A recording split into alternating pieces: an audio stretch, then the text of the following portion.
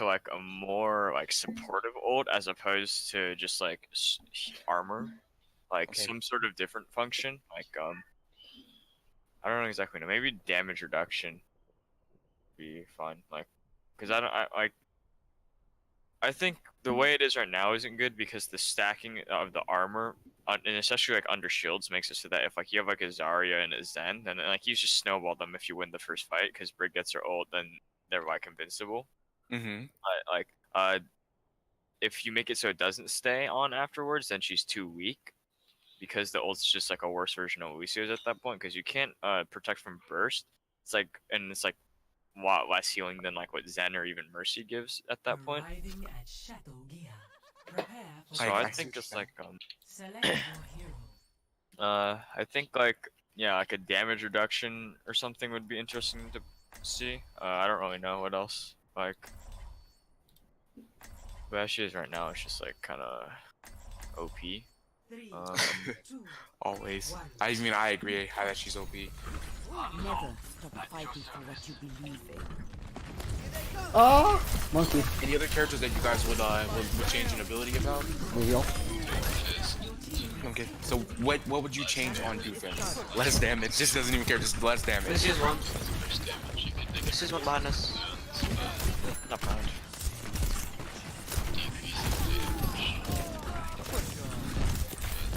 Heal. Oh, okay. Yeah, Doomfist, like, the way he's gonna be right now, I'm okay with it, except for the fact he's garbage, because, like, with the new changes coming in, he's not gonna be playable. I'll just straight up say that. He's not gonna be playable with the new change he got. Oh, I missed all my shots. No. I think that, like, if he is playable, it's not fun for, like, anyone at all. Because he just comes in and like he deletes someone, and then he can get right back out. Exactly. There's no way you can stop it.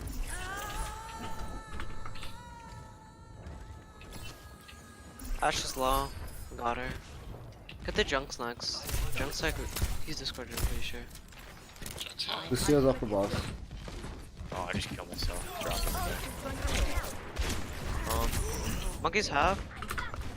I think Moira's kind of bad right now. I don't know what you would change about that. Like, I just don't. Lucio's on me. He's low. I don't honestly know what I would change about her either, but I think Moira as well. Nice. Take that.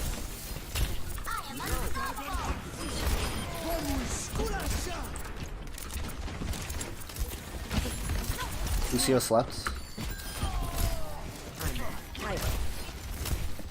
You're in bubble. Monkeys half. Monkeys one.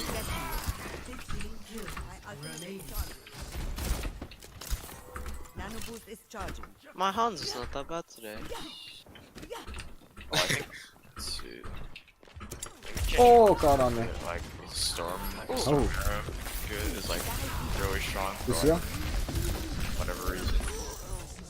Yeah, I think Storm is really strong in my opinion as well. So that's why I like to hear about what other people feel about other characters. God, he fell down the hole. I think didn't they already nerf his sleep? Didn't they increase the cooldown on that? Yeah, they did. They nerfed Stormbow and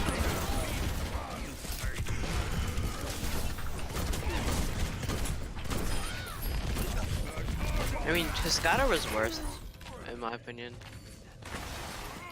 Well, that's just fun. No, this is over. Yeah. Monkey's low. Yeah. It wasn't that unfun, it was just pure playing bad. Oh, that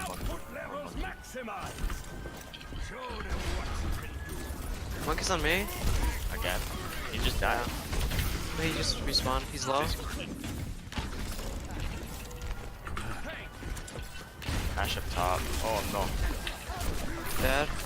Monkey one. Dead. I got junk dead. I got fire. Dude, Ash is cooking me so hard when I play the dive characters. Cause like that dynamite, it's like I don't know, dude. Yeah. It's kind of like, I mean, it's like a healer. It's like. Yeah, but then you'd have to be. I don't know explain it. I need heals behind. Oh. he's plus.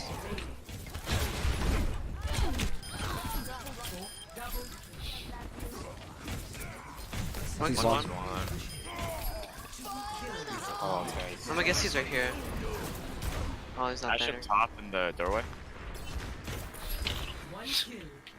Watch our tire coming from on top. You couldn't find anyone with it.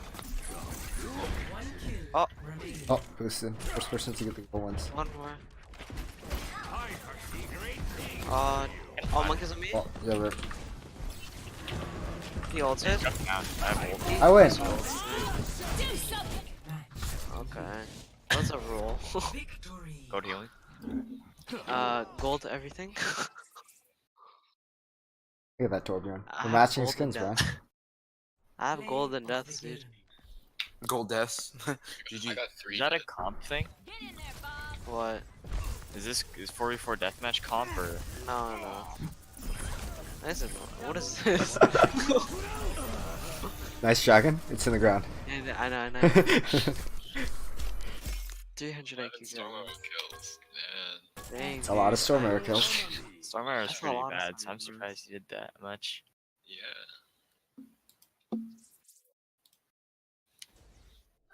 Alright, tell me if you guys can see that in the chat here. Oh, that's kind of actually. What?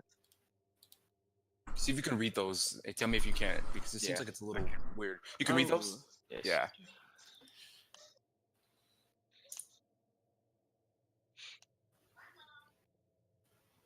This is why you don't use Word documents on your phone, guys. Serious key, communication. Sorry, Chandler. Yep. We're gonna go over these, and we're gonna go over it, and we're gonna go through them, and then we're gonna see why these would be important in winning. Okay. And then, of course, I have the other coaching rules, but those are, I think we went over those, didn't we? The other Some coaching of rules. these, already? yeah. You can tell it's Overwatch because 2 out of the 10 don't rage. Yep. Yep.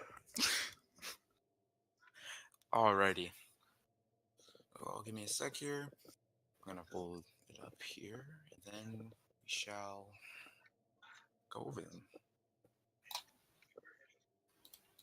That's hilarious, actually, that you said that. You're like, yep, 2 out of the 10 are. They are about just keeping your calm. Okay.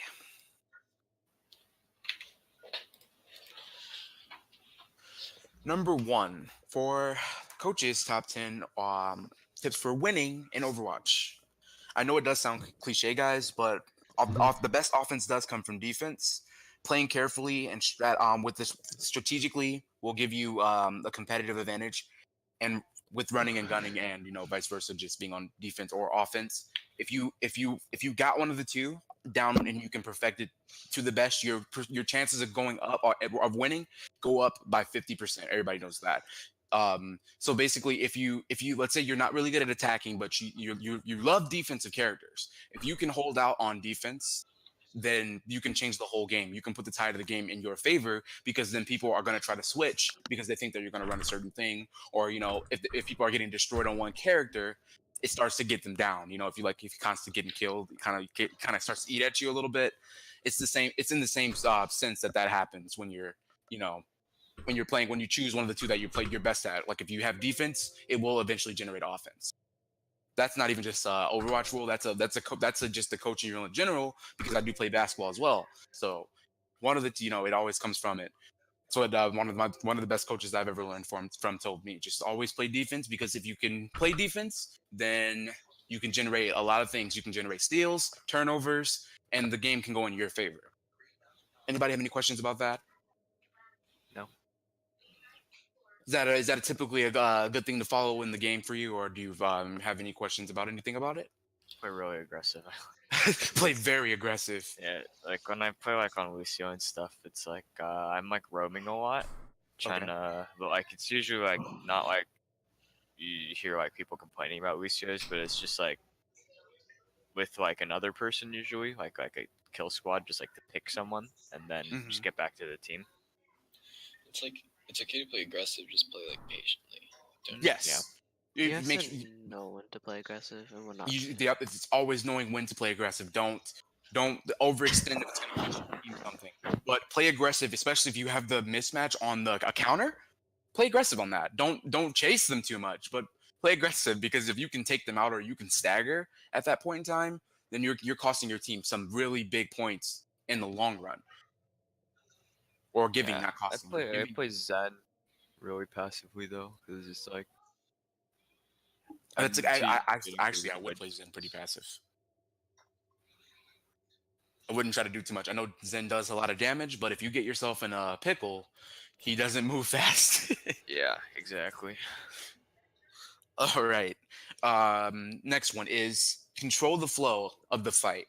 What do you guys think that means? Controlling the flow of the fight, or just controlling what is going on that it's what is going on in front of you. What do you think that means?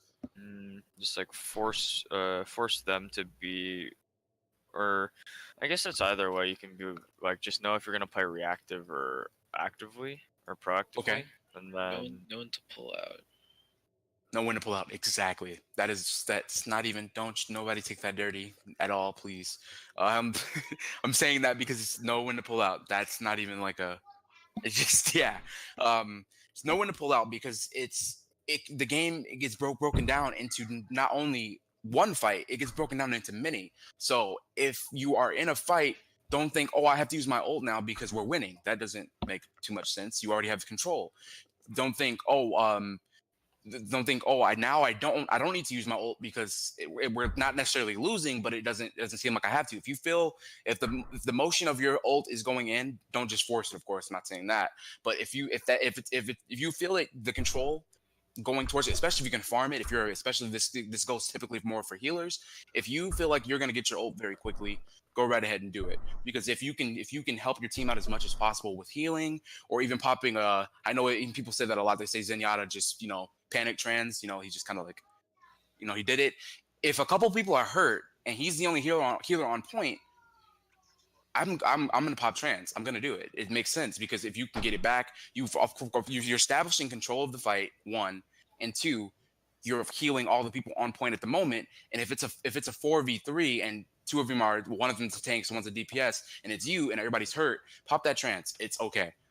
You're stalling the point, you're controlling the fight, and you have a chance of beating that. You get what I'm kind of trying to say there? Mhm. Anybody have any questions about that? Nope. Alrighty. Who wants to read number 3? The third point. Positioning is key. If anybody Knowing can see where it you there. should be and how you should play makes an average player into a great player. What do you think about that? Yeah, do you think I that think that's means? like the biggest problem with Plat. It's like Yep. Yep.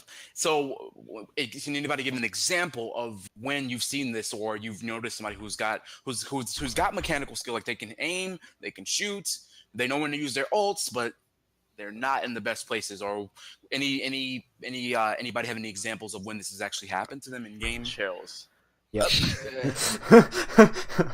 Yep. My one trick Moira ulting in their backline. Yep, that was hilarious. I remember you telling us that. That was really funny. He's like, I played against that Moira later that day though. 'Cause that is hilarious. against Moira did exactly that. Oh my goodness. All right, can I get an example of when Chills did that? When he was of course he's got the mechanical skill, the aim, everything's there, but you messed up there, or you kind of felt 4 like out of 5 defenses sat at the front of the game. Yeah, I got like the He was 4%. playing McCree on Eichenwald, and he said he ults and he gets 2, and he picks another. He's like, I got 3, everyone going, and he's the only one alive right now. So then they kill him, they cap the point. I remember that one. oh, wow. If I was in that game, I probably would have raged. I'm not even gonna lie. Yeah, it's just like tunneling. When I focus on my mechanical skills, I can't focus on anything else. So Focusing. I think positioning will be introduced to your mechanical skill after you finally get it. It's make it a muscle memory. yeah, because that's sometimes why even my when I'm Zarya playing- game is like the only one that I Yep. can do, because like my mechanical skill and positioning on that one are like aligned. Yep, and if that's why we'll sit down and we'll do a session, and We'll get you put in the right places for what characters you're playing, and we'll try to get that established for you for the muscle memory. Alrighty. Who wants to read number 4? Read the bold words first, and then read the everything else that follows. Be Point sure to number 4. communicate, even if it seems trivial. With the full force of your team behind you, a play can become a critical point in the match. Alrighty. I actually love that. I actually love that point like there. I'm actually happy I put that one in there. Um, does anybody know what that means? It's just overall communication and knowing what to do, when not to do it, and like just to make sure to keep your teammates in check before and after a fight. Yep, that is spot on. Always make sure you know what is going on with your teammates, and make sure they know what's going on with you, who you're fighting, where you're setting up. Make sure even if the muscle memory, this goes into play with the third point. Even when it comes to positioning, if you have to, if something happens, like let's say a fair goes for the separation, moves you guys apart a little bit. That's especially where it's time to get where it's key to get that quick 2-second call out to say, okay, meet here, or I'm going here. Team, where are you? Where are you? On me. That's just a quick way to get everybody back together. Make sure that you guys are using each other in order to take fair out, and then you move on with the fight, of course. Alrighty, that was really, really well said, Sai. That is exactly what I was thinking. Alrighty, who wants to read number 5 for me? Remember to focus your offensive efforts. Basically, 2 guns are better than 1. Wonderful. All right, we've definitely. I know we've talked about this. It's what I told the healers not to do in this situation, but what are you supposed to do when you're engaging in a fight? And the healers aren't supposed to, like I'm saying, this is when you're on attack and then flipping it back to the defense. You're on attack, you're attacking. Let's say your DPS is what is your DPS supposed to do in that situation? Focus. Focus. Okay. Focus. What would you focus exactly? Callouts. Callouts. Yes. Okay. I'm looking for one big thing here. Healers. Thank you. So I'm saying in this point here, 2 guns are better than 1. Make sure that when your target priority, you're calling out for your other DPS, especially if you're running a Genji and like a Tracer or something where you're getting in the back. Let's say it's Route 66 and you get around them, you get around the team, you're targeting the healers. Now, we were talking about healers in this situation, what did I say to tell the healers not to do for this? Because the attack will do not stick together, because 2 guns are better than 1 for attack, but on the defensive end, make sure that you're separated, because you can't chase 2 foxes. You cannot chase 2 foxes. You have to go after 1. And that's why if you're together, you're getting the 2 guns are coming straight after the healers. But if you have a minor separation, the first healer can immediately say, I'm getting attacked, or I'm getting dived. And now your team, you can either go towards your team with it, or of course you can have somebody who kind of floats back and forth, if you're whatever, depending on what comp you're running, in order to try to counteract that set play. That was really close, guys. I'm happy you remembered the healers don't stay together thing, because that is very crucial, and I've seen you guys work that in an actual game, and that made me so happy. Make sure that you take a little bit of separation from each other in game. I know I'm talking a lot right now, guys. Thanks for listening. Alrighty. Let's see here. Number 6. I know I didn't bold that actually. Who would like to read number 6? Do not hesitate on a team push. Announce your intentions. Agree the next. Yep, that follows in suit with number 4 a bit, but it's still a different rule, because this goes along with like using your ults and such. So let's say you nanoblade, you want to make sure that's coordinated. You want to make sure that everybody understands what's going on before you get a whole bunch of pop-offs. Hammer down, Tovelstein goes in, then the Dragon Blade, and then the Nano. How many ults was that just wasted in that fight? It was a whole bunch, correct? Yeah. 5. We don't want that at all. I know this is like I feel bad doing this. I am supposed to go over this stuff, so I'm trying to just make it as best as possible, because it's like school. That's why I'm not a fan of it. I want to make sure that this is as best as possible. That's why I wanted to just get this done, because this is only like I'm supposed to do this for a 30-minute lesson, kind of, just to go over this, so that we've gone over the rules a bit, or like, tips for winning, and such. So I know, guys, thank you for bearing with me. Um, I wasn't in school that much long, not too long ago, so I know. Let's It's all go. good. Yep. Let's go ahead. I'll read number 7. Learn to channel your frustrations. Mechanical skill can only get you so far. Half the battle is simply overcoming negativity and doubts. Okay.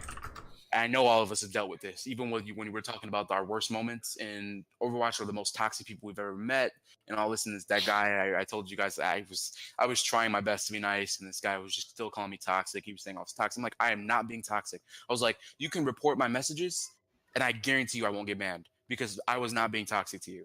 But go ahead. And can anybody kind of elaborate on what that would mean when it comes to keeping your cool and channeling that frustration and actually using it in a game? Because I know I've done it, especially when I'm just like, I would tell people, like, just give me tank.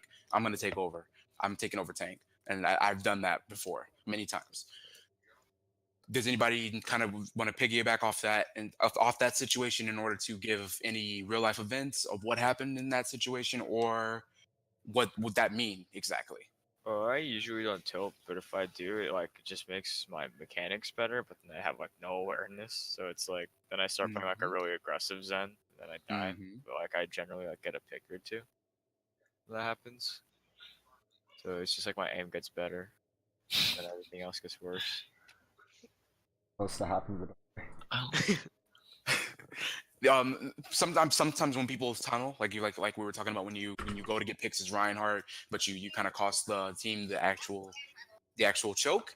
Um, that happens where you'll get picks, but you won't be thinking about the spawn. You won't be thinking about who's behind you. You won't be thinking about any of that. You'll just be swinging. You'll go for the kills right in front of you, and that'll kind of cost you guys sometimes. So I get what he's saying. You kind of, whatever you're doing at the time gets better, but you're giving up on something else in order to make those skills better.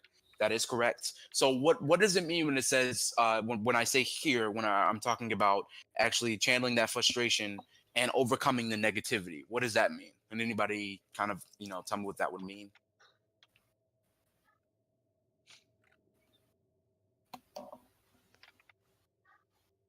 Make Yes. sure you're only angry at the enemy team, not your. Yes, that works, but don't even give anger to the other enemy team. I've been frustrated, but don't give anger, because if you give anger, and even if you still lose, you're gonna say something that you're gonna regret. You could be a little frustrated, but the best thing to do at that moment, when your team's not cooperating with you, is to just say, "Hey guys, I know this game isn't going according to the way we want it to, but we can still win this. Try to change the air a little bit in the game. Make it so as everybody understands that we're all playing the same game. We're here to win. We're playing comp for a reason. Let's go out there and take the W. You know, that's always the best way to kind of turn the air around in the game. Something you should also keep in mind is not to react to everything, because the more reaction you give, the worse it Yep, gets. exactly. All right. This is one of my biggest points. It is number 8. Who wants to read that for me? try to predict the enemy's intention. Keep in mind the enemy's placement, movement, ultimate usage, and potential strategy. I've heard this before. I'm a predicting god. Is anybody, you guys? I know you guys remember that. When I was playing with you guys, I was just telling you what the enemy team was going to use before they used it. Do you remember? Yeah. It comes from playing the game. It comes from watching the enemy movements. I'll give you an example. When Zarya bubbles herself, and you guys are at choke, and you guys are all together, keep in mind who's on the sides of you. Keep in mind where your tank is if you don't have a diva. Just keep in mind of all this situation, of everything that's going on in the game. I know it takes a couple seconds to decipher everything, but Zarya bubbles herself. She steps forward. She moves to the side. She waits for, if she has DPS on her left or right, she's gonna graph. It's an immediate motion. She's gonna graph because she's expecting the team to back her up on that graph. Actually, I should have actually put up some things so you can see this. So let's go for the idea. Picture on Kings Row. Everything is in place that I've just said. Zarya's they're at the secondary choke. They're on the payload. They're meeting you guys before that little shop. If you guys, because you're now they have spawn advantage. If you guys, did we lose someone? Oh, We lost Meow, didn't we? Yeah. Oh, we gotta go. Okay, I understand. I'll wrap this up and quickly here, Okay. and we'll save the next 2 points. Can you guys meet Tuesday or Monday? Which I'm one's still better? recording, so I can just post this in. Oh, you're recording this? Record. Okay. Oh wow, I didn't even know you're recording. Oh, thanks. All right. So in this situation, so Zarya is sitting there, and of course her DPS is on the left and the right of her, and she bubbles herself. She starts to move forward. They have spawn advantage at this point. You guys don't. They're gonna go for the team wipe. That's when you immediately tell your team or start warning your team. Zarya is gonna have that graph coming because you can tell the way she's moving, the way she's trying to get in front of everyone, that she's got that graph. Also, don't confuse it for when she's charged. Do not confuse it for when she's charged. Pay attention to her. If she's very aggressive, she won't bubble herself because there's no need. She's already charged. She's gonna step forward, do a little damage, take some damage, and then bubble herself. That's not to confuse for a graph, but just make sure you're kind of watching what's going on. The same thing goes for a hammer down. If you see that Ryan kind of shield hopping a lot, not just to keep his team to move faster and keep his shield up. He's shield hopping a lot. He's gonna hammer down soon. It's kind of common sense, especially when you start seeing how people move. It's kind of like playing cards. You look for the tell, and after you find the person's tell in the game, you know when they're gonna use their ult. Same thing goes for, I'll use one more point. Same thing goes for Pharah. Pharah goes for the flank around. She goes for the flank and she's not shooting rockets. She's just trying to stay silent and get above you or get around you. She's gonna barrage. And that's why you need to have somebody who's always watching that Pharah, because it's always a tell of when somebody's gonna use the ult. All right. So since we did lose Meow, I am still gonna we'll just take the recording and we'll just pop it in chat later, and we'll Okay. do it that way. Alrighty. Let's see here. I have use your ultimates. As number 9. Can anybody kind of piggyback off that or tell me what that would mean to you, or can read that for me really quick? Okay, use your ultimates. Do not hold out on using an ultimate just to get huge plays. Well-timed ults are better than attempting to carry. Yep, that goes into the same thing about the idea of Zarya. If Zarya bubbles herself and she steps forward, and you see that, you can just tell that it's not even just about the play. It's just about getting more space. She's gonna graph, and the same thing can go for your team. Making sure that you're not just looking for the big play. You're looking for, that moment to actually go out and get the get something to help your team out. If you get what I'm saying. Right. Alrighty. I think that also applies to keeping your ult management as well, like having to know when to use your ult so you can match up later to combo it, or just in general comboing ults. Yes and no. Comboing ults is always a big deal in a game. But just in case you don't have ult combinations exactly, even still, just using ults in certain situations to stop something or to just create some space is still a thing. But yes, comboing ults is very key in these situations because, of course, you need that in order to actually get wipes. If you get what I'm saying. Mm-hmm. All right, wonderful. And last point. Be a good sport. Relax. Remember, you're playing against other people. Realize the simple thing is to achieve higher rank and to go further, have more fun. Winning isn't what it's all about, but it's still It's more it's fun to supposed win. to be fun. Yeah, it's more fun to win, and we all know that. But just being there and being a good sport to your team is fun as well. Alrighty. I have one more bonus tip in here. I'll just say that because we all know winning is fun, but there's nothing really to piggyback back off of that. It's just more or less, you go out there, you play, be a good sport to your teammates. Don't be toxic. I know Overwatch can be very toxic, but just keep it together, and there you go. Bonus tip: peeling. I know this is fun. Understand effectively to understand how to effectively peel and defend your team. keep your team alive in very critical situations and moments. Great peelers and win games. Also, they also help the healers. I have a question. Go ahead. So I remember in one of my competitive games where we lost mostly because we lost first point and then we just started rolling back. But this was a cart map and then we were pushing back to the second point. And I remember we consistently lost fights because our backline died to a Winston and Hammond and we didn't know what to do because our Reinhardt kept pushing up and we didn't Okay. know whether to hold him back or push with him. Who was your DPS? I wasn't DPS. I was playing Genji. We had an Ash. You should have switched to Reaper in that situation, Sai.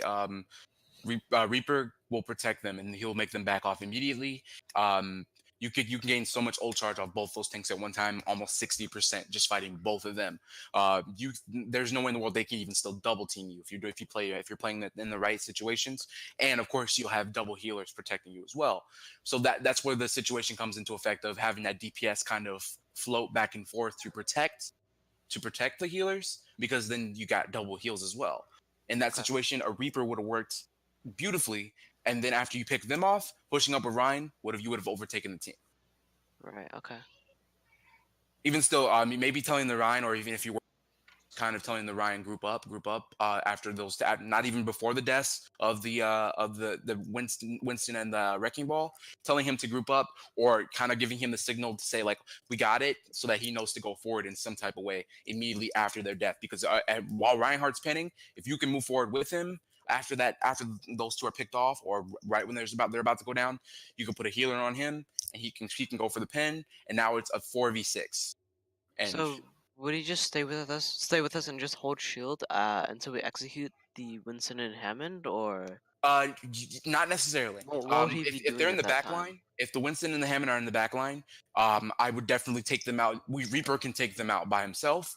Right. Um, once they are down, or if you're having trouble, if you tried this and you're having trouble taking them down, let's say it's an actually really good Wrecking Ball and it's kind of hard to hit them, then you're gonna have to call for some more help, or the Ash is you're gonna have to get into some type of communication with them, because doing everything is kind of hard in that situation. Okay. All Sounds right. about right. Any other questions about that? No, I think that's it. Alrighty.